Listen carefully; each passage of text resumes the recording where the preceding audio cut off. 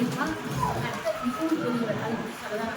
இந்த மாதத்தில் அவர் எப்படிப்பட்டவர், ஒரு பெரியவர் அப்படிங்கிறத சொன்னதுக்காக தான் எடுத்தவங்க வாசிங்க. லூக்கா 1:32.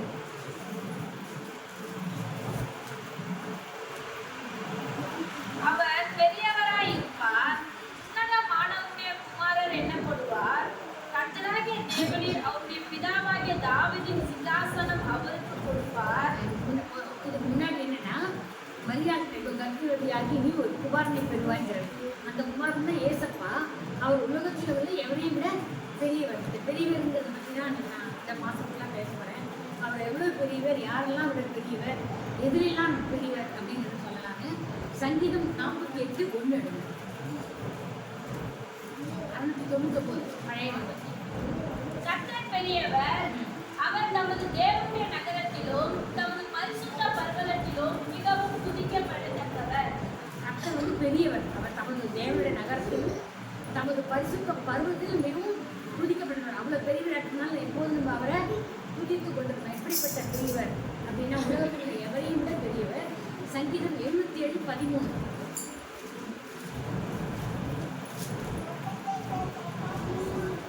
தேவன் தமது வழியை பரிசுத்த ஸ்தலத்தில் உள்ள தம்முடைய தேவர்களைப் போல பெரியவர் தேவன் யார்?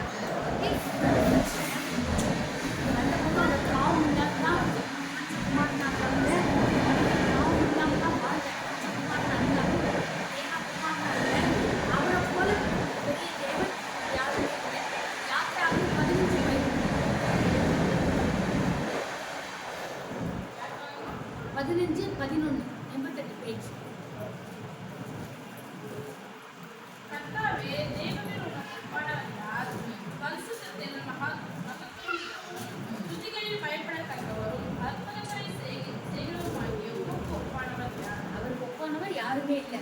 பரிசுத்தத்திலும் மகத்துவம் உள்ளவர், துதிகளிலும் பயப்படத்தக்கவர், அற்புதங்களை செய்கிறவர்.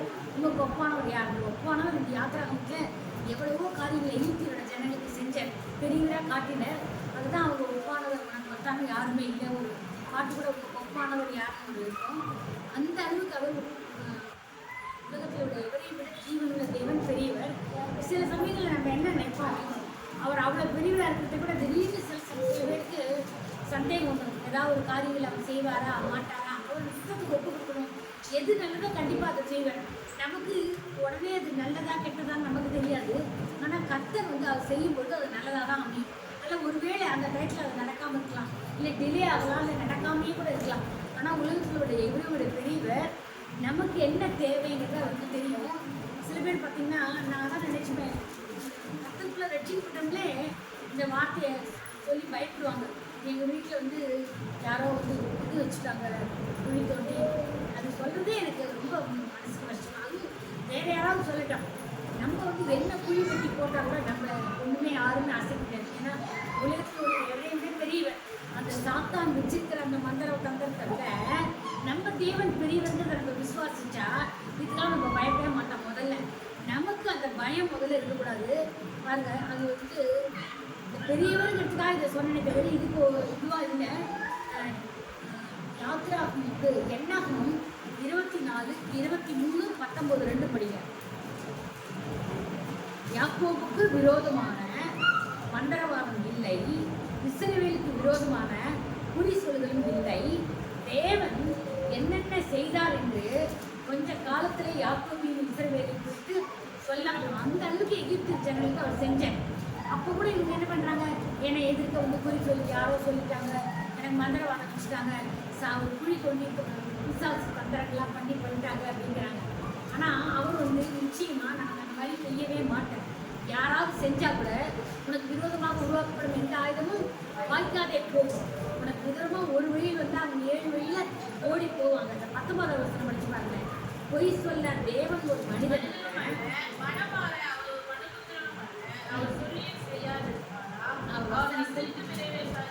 சொல்லி நிறைவேற்றாமல் இருப்பாரா? அதனால உலகத்தினுடைய எவரையும் விட பெரியவர். அவர் சொல்ற வார்த்தை மனிதன் சொல்றதில்லை.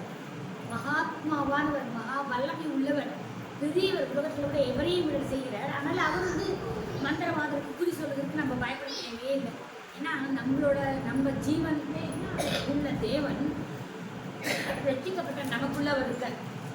அப்படி இருக்கிறது நம்ம பார்த்து யாராவது மந்திரவாதமோ குறி சொல்கிறோ எந்த கிரியைகள் வச்சா கூட ஒன்றுமே பலிக்காது. அதை முதல்ல நம்ம விசுவாசிக்கணும்.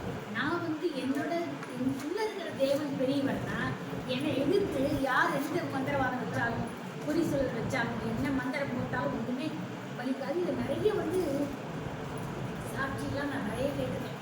எனக்கு தெரிஞ்சு ஒருத்தர் சொன்னாங்க, ரொம்ப நாளைக்கு முன்னாடி நான் ரட்சிக்கப்பட்ட புதுசில் ஒரு பொண்ணு அந்த பொண்ணு பிராமின் தான் ரட்சிக்கப்பட்டாங்க. எங்கள் எங்கள் அண்ணாவோட ஃப்ரெண்டு அவங்க வீட்டுக்கு அழைச்சி போனாங்க. ஏன்னா நான் பிராமின் ரட்சிக்கப்பட்டேன். அவங்க சொன்னால் அவங்க இதுவாக இருக்கேன். அந்த பொண்ணு சின்ன வயசு 18 வயசு எங்கேயோ போகிறதே எல்லாரும் சேர்ந்து அவளை இது பண்ண வந்தாங்க. ஆனால் அவள் ஏசப்பான்னு கூப்பிட்டாங்க பாருங்க. ஒரு ஒயிட் ட்ரெஸ் உண்மையாக நடந்ததுன்னு அவங்க ரட்சிக்கப்பட்டாங்க. அவங்க அப்பாவோட அவங்கள தடுத்து நிறுத்தி அவளை பேட்டிலேருந்து அவரை காப்பாற்றினாங்க. இன்னும் நிறைய பேர் சொல்லியிருக்காங்க, சுற்றிங்கிறவங்க பிடிச்சிட்டு போய் எங்கேயோ கொண்டு போய் வைக்கிறாங்களாம். நடத்திட்டு ஒரு பொண்ணை நம்ம பணம் வாங்கணும் அவர் அப்பாவுக்கு ஃபோன் பண்ணி சுற்றிவிட, ஆனால் சுற்றிவிட அக்கினி வரலாறுலாம் அவங்களால போகவே முடியாது. என்ன ஆச்சுன்னு தெரியலன்னு அப்புறம் அவளை கொண்டு போய் வெளியில் விட்டு மன்னிச்சுக்கோமா என்னன்னு போயிட்டாங்க. எதுக்கு சொல்ல வேணா அந்த மாதிரி நிறைய காரியங்கள் பார்த்துருக்காங்க. நிறைய பேர் சாட்சி கேட்டிருக்கேன். நமக்கு நடக்கலையேங்கிறதுனால அது உண்மை இல்லைன்னு இல்லை. நம்ம கேட்குற காரியங்கள்லாம் நம்ம அதை விசுவாசிச்சு நமக்கும் அந்த மாதிரி நடக்கும். அந்த மாதிரி நிறைய காரியங்கள் நம்மளோட வாழ்க்கையில் நேரம் அந்த மாதிரி இல்லைன்னா கூட ஏதாவது ஒரு சின்ன விஷயம் பார்த்தேன். இன்னைக்கு 5:30 மணிக்கு நான் எழுதுவேன். ஆக்சுவலி இந்த ஒரு வாரத்தில் சில நாளைக்கு வயசாகிட்டு தூக்கம் வராது. 3 மணிக்கு வந்து பாத்ரூம் போனால் ரொம்ப நாளைக்கு தூக்கம் வராது. இப்போ 5:30 மணிக்கு அலாரம் வச்சுட்டா ஒரு 5 நிமிஷம் தூங்கலாமே தோணும். இன்னைக்கு பாருங்க நிஜமாவே அப்படியே யாரோ தட்டி எழுப்பின மாதிரி இருக்கும். எல்லாரும் சொல்லுவா, நான் நினைப்பேன் என் பொண்ணு கூட சொல்லுவேன் இன்னைக்கு, ஆனால் எனக்கு தட்டி எப்படி எழுப்பின மாதிரி இருக்கும். என்ன இதுவாக இருந்தால் எழுந்து போகிற மாதிரி எதுக்கு சொல்ல வராங்க மாதிரி நிறைய பேர் சாட்சி சொல்லியிருக்காங்க. ஆனால் நமக்கு கர்த்தரை உண்மையாக நம்ம ஏற்றுக்கொண்டு அவளை ரட்சிப்பு பெற்றுக்கொண்டா கண்டிப்பாக நமக்கு விரோதமாக எந்த பிரிசல்கள்லாம் இருக்காது. ஏன்னா எல்லாரை விட உலகத்தில் எல்லாரை விட ஜீவோட தேவனை நம்ம கொண்டிருக்கோம். நமக்குள்ளே இருக்கோம். இந்த ஆலயத்துக்குள்ளே இருக்குன்னு நம்ம சொல்லணும். இது ஒரு ஆலயம், இதில் அவர் இருக்கிறோம், அவர் பெரியவங்கிறவங்க யார் வேணால் என்ன வேணால் நமக்கு என்ன கவலையே பட வேண்டாம். நிறைய பேர் நான் நினச்சிப்பேன் கோவிலுடைய எவ்வளோ பெரியவங்களா இல்லை இந்த வார்த்தைலாம் நமக்கு ஏன் அதை சொல்லி எவ்வளோ மாட்டேங்கிறாங்க அப்படின்னு பயப்படக்கூடாது. நான் தான் தெரியும் யாரும் நம்ம தெரிவிப்போம் ஒன்றும் பண்ண முடியாது. சங்கீதம் 26:1 முடியும். யூதாவில் தேவன் அறியப்பட்டவன், யூதாவின் தேவன் அறியப்பட்டவர், இஸ்ரவேலின் அவருடைய நாமம் பெரியது. அவருடைய நாமம் பெரியது. அவர் எப்படிப்பட்டவர்னா அவருடைய நாமமே பெருசு. ஒரு நாமம்லாம் எதை கேட்டால் அவர் செய்வேன்னு சொல்கிறார். அவரோட நாமத்தை கேட்கலாம். அவ்வளோ பெரியவர் ஜீவுள்ள தேவன். அந்த பெரியவர்கிட்ட நம்ம உணரணும். அவருடைய கிருபை பெருசு, அவருடைய இரக்கங்கள் மேலே பெருசு, அவருடைய யோசனை பெருசு, அவருடைய மகத்துவம் பெருசு, அவருடைய வல்லமை பெருசு, அவருடைய என்ன சொல்கிறார் அவருடைய காருண்யம் பெருசு. அவர் உண்மை உள்ள தேவன். அவரோட உண்மை பெருசு, வல்லமை பெருசு. அவர் நம்மளை சுற்றிவிட இணைங்கிற பாளையம் பெருசு. இதெல்லாம் நமக்கு பெருசாக இருக்குது. நம்ம எதுக்குமே பயப்படக்கூடாது. வசனங்களுக்கு நான் சொல்கிறேன். 1 ராஜாக்கள் 3:6 பேஜ் 421.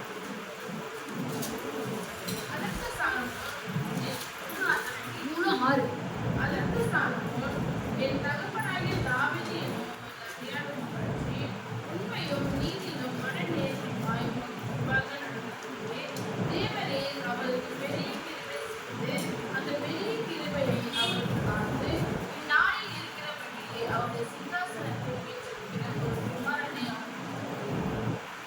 எப்படிப்பட்ட தேவன் பாருங்க. சாலமன் சொல்றாரு, தன்னாக தாவீதை அறியான் உண்மை பற்றி உண்மையும் நீதியும் மனநேர்மையுமே முன்பாக நடந்தபடியே தேவரீர் அவருக்கு பெரிய கிருபை செய்து அந்த பெரிய கிருபையை அவருக்கு காத்து இந்நாளில் இருக்கிறபடி அவருடைய சிங்காசனம் வீட்டிருக்கிற ஒரு குமாரனை அவருக்கு தந்தே. எவ்வளோ பிரச்சனை அவருக்கு, ஆனாலும் எல்லாத்துலேயும் தேவன் இவ்வளோ பெரிய கிருபையை கொடுத்து அவருடைய பிள்ளை மூலமாக அந்த சாலமன் மூலமாக அந்த ஆலயத்தை கட்ட வச்சு அது மாதிரி உன் தலைமுறை ஆசீர்வதிப்பேன்னு தாவீதுக்கு சொல்ல. அதனால தான் எவ்வளோ தவறுகள் அந்த சன்னதியில் செஞ்சால் கூட அந்த தாவீதோட சன்னதியில் தான் பேச பார்ப்பாங்க. எவ்வளவோ நிறைய பேர் ஆனால் பின்மாறி போனாங்க. அதெல்லாம் நம்ம இதில் படிக்கிறோம், நாயார் ராஜாக்கெல்லாம். ஆனாலும் கூட கர்த்தர் தாவீதுக்கு சொன்னாங்க, கிருபையினால நான் உனக்கு கொடுப்பேன், உன்னோட சந்ததி ஆசீர்வதிப்பேன்னு சொன்னதுனால எவ்வளோ தவறுகள் அந்த ஜென்மம் அங்கே தலைமுறையில் அவருக்கு கொடுத்தேன். அந்த மாதிரி நமக்கு வந்து நமக்கு அந்த பெரிய கிருபை எனக்கு கொடுக்குற தேவன். அதே 2 நாளாகல 21:13 பாருங்க. 7:31. இஸ்ரவேல் ராஜாவின் வழியை நடந்து ஆகாபுடைய குடும்பத்தில் சோரம் மார்க்கத்திற்கு வந்தபடியே யூதாவில் பென்யமீன் குடிகள் சோரம் கோபப்படுத்தி உன்னை பார்க்கிலும் நல்லவர்களாய் இருக்கிற ஒரு தகப்பன் வீடான சகோதரர்கள் அது மட்டும் பண்ண. அப்பொழுது தாவீது காத்தாய் நோக்கி கொடிய இடுக்கணில் அகப்பட்டிருக்கிறேன், இப்பொழுது நான் கர்த்தருடைய கையில் விழுவேனாக, அவருடைய இரக்கங்கள் மகா பெரியது, மனுஷன் கையில் விழாதிருப்பேனாக என்றார். அதாவது அவன் வந்து ஒரு தப்பு பண்ணிட்டான். சொல்றான் யோவாபு, நீ வந்து எண்ணாத ஜனங்களை எண்ணாதுன்னு அது ஒரு பெருமை மாதிரி. ஆனால் சொல் பேச்சு கேட்காதவன் எண்ணிட்டான். அதனால கர்த்தர் என்ன சொல்ற, உனக்கு வந்து 2-3 தண்டனை தருவேன், 3 வருஷத்துக்கு பஞ்சம், இல்லை உன்னோட ஜனங்கள்லாம் எடுத்து அதெல்லாம் சொல்ற போது அவர் சொல்ற, பரவாயில்ல, மனுஷனோட கையில் நான் விழ வேண்டாம், கர்த்தரோட கண்ணனை அவர் இறக்கம் உள்ளவர் அப்படி சொல்லுவார். தவிர மனஸ்தாப்படுவார். நம்ம பார்ப்போம்ல, யோகு கூட யோனா வந்து ரட்சி சைக்கிள்னு போனாங்க. ஆனால் அவர் என்ன பண்ணிட்டார், அவங்கெல்லாம் ஜெபிச்ச உடனே மனஸ்தாபப்பட்டு அந்த இறக்கம் பண்ணி அதை எடுத்துட்டார். அந்த மாதிரி பனிஷ்மெண்ட் அவளுக்கு கொடுக்கல. அந்த மாதிரி ஒவ்வொரு இடத்துலையும் நிறைய நம்ம பார்க்குறோம். அவர் எவ்வளவோ ஜனங்களோட பாவங்கள்னால முதல்ல சிக்ஷித்தால் கூட அவங்க தீங்கு செஞ்சு அவங்க கணக்கில் போடுற மாதிரி பண்ண மாட்டாங்க. ஏன்னா அவரோட கிருபை மகா பெரியது, நம்ம அவருடைய இறக்கம் மகா பெரியது. எவ்வளவோ நம்ம தப்பு செஞ்சா கூட எல்லாத்துலேருந்து நம்மள மீட்டெடுக்கிற தேவன். அவரோட கிருபை பெரியது, அவருடைய இறக்கம் பெரியது, எல்லாம் அதுக்குள்ளே நம்ம இருப்போம். அது எரேமியா 32:19 யோசனையில் பெரியவர். எரேமியா 32:19 918 பேஜ். யோசனையிலே பெரியவரும் செல்லியிலே வளருமாய் அவனவனுக்கு அவனவனுடைய வழிக்கு தக்கதாகி அவனவனுடைய கிரைகளின் பலனுக்கு தக்கதாகவும் அளிக்கும்படி உம்முடைய கண்கள் மனுஷர்களுடைய எல்லா வழிகளிலும் சுத்தமாய் யோசனையில் பெரியவர், கையிலேயே வல்லவர், அவனவனுக்கு அவனுடைய வழிக்கு தக்கதாகவும் அவனவனுடைய கிரியையின் பலனுக்கு தக்கதாகவும் அளிக்கும்படி உங்களுடைய கண்கள் மனுஷர்களுடைய எல்லா வழியின் மேலும் நோக்கமாக இருக்கிறது. ஒருவேளை நம்ம நினைப்போம், இது வந்து நம்ம தேவையே, எப்படி நடக்கலையே அப்படின்னு நினைக்கலாம். ஆனால் அவருக்கு தெரியும், அவன் வழிக்கு தக்கதாக அவர் கொடுப்பார். அவரோட யோசனையில பெரியவர். அவர் கொடுக்குற யோசனை நம்ம ஃபாலோ பண்ணாமல் வேற ஏதாவது பண்ணால் தவறாக தான் அது நடக்கும். ஆனால் நமக்கு அது தெரியாது. ஆனால் கர்த்தர் நம்மளை பாதுகாத்து என் யோசனை உன்னோடத்துல பறிச்சாதான் நல்லதுன்னு திருப்புவார். திருப்பிட்டு அவர் அப்போ தான் நம்ம தெரிஞ்சுப்போம், இந்த மாதிரி நடந்துருந்தா முன்னாடியே உள்ள ஒரு சின்ன இது சொல்ல வர எங்கள் வீட்டுக்காரர் வந்து அவர் வந்து ரட்சிக்கப்படாதனால இந்த அவரோட பணம் வரவே மாட்டேங்குது. அவர் வந்து 10 வருஷம் ஆகுது. நான் வந்து 2016 வந்து 26. ஆனால் பணத்தை திருப்பி கேட்டேன். அப்போ கூட அவங்களுக்கு அந்த இது இல்லை. ஆனால் நான் முன்னாடியே சொல்லி விட்டேன், எனக்கு வந்து இந்த அதாவது எந்த ஒரு பணமுமே நமக்கு ஏதாவது ஒன்று கர்த்தர் கொடுத்தா நீதியாக தான் தருவேன். அநீதியான முறையில் வந்தால் அது வந்து நமக்கு வந்து வந்தாலும் அது வேஸ்ட்டாக தான் போகும். அநீதியாக வராது.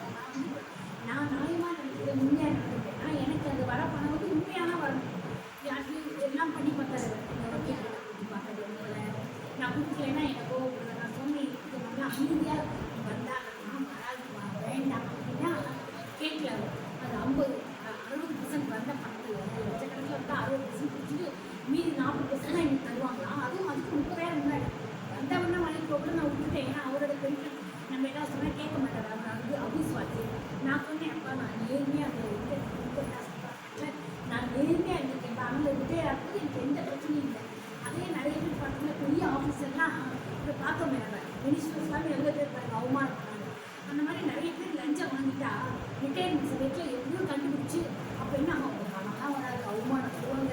நான் நிறைய முன்னாடி கூட சொல்லியிருக்கேன், ஒரு ஆஃபீஸருக்கு பொண்ணு கல்யாணம் நிச்சயம், பொண்ணு கல்யாணம் இந்த மாதிரிலாம் நடக்குது.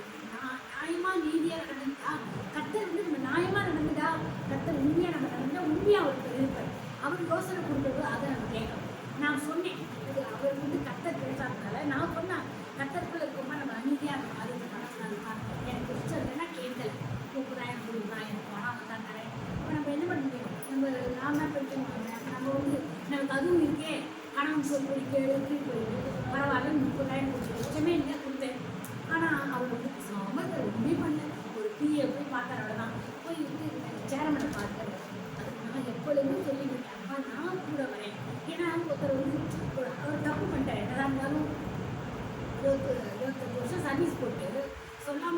மெடிக்கல் சர்டிஃபிகேட் கொடுத்தாங்க, அதுக்கப்புறம் கொடுக்கல, ஓடி போயிட்டார். எனக்கே சொல்லலையே, கவர்மெண்ட் கிட்ட சொல்லியிருந்தேன். அவரோட நிலைமையில அப்போ அதெல்லாம் தோணலை. இப்போ சொல்கிறார், நான் வந்து பிஆர்எஸ் போயிருக்கோம் அப்படின்றார். நீ போனதான் தெரியல, எல்லாத்துக்கும் பயந்து தானே போயிருக்கேன்.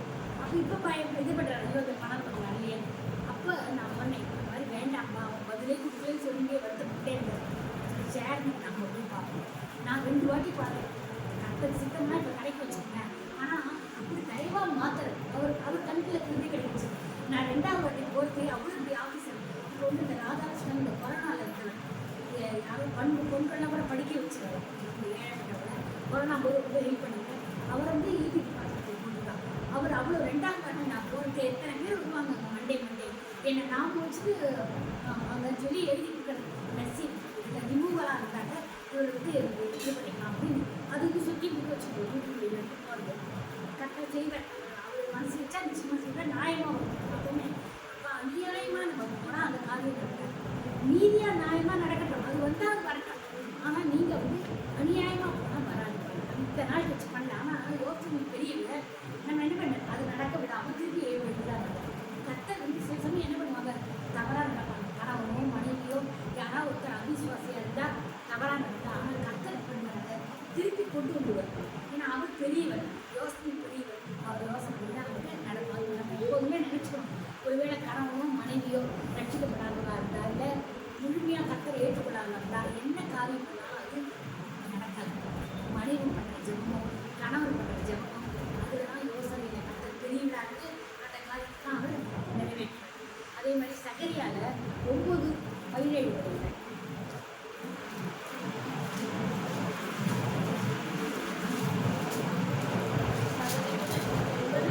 9:17 அவருடைய காரியம் எத்தனை அவருடைய சௌக்கியம் எத்தனை பெற்றது, தானியம் வாடி வரையும் புது திராட்சை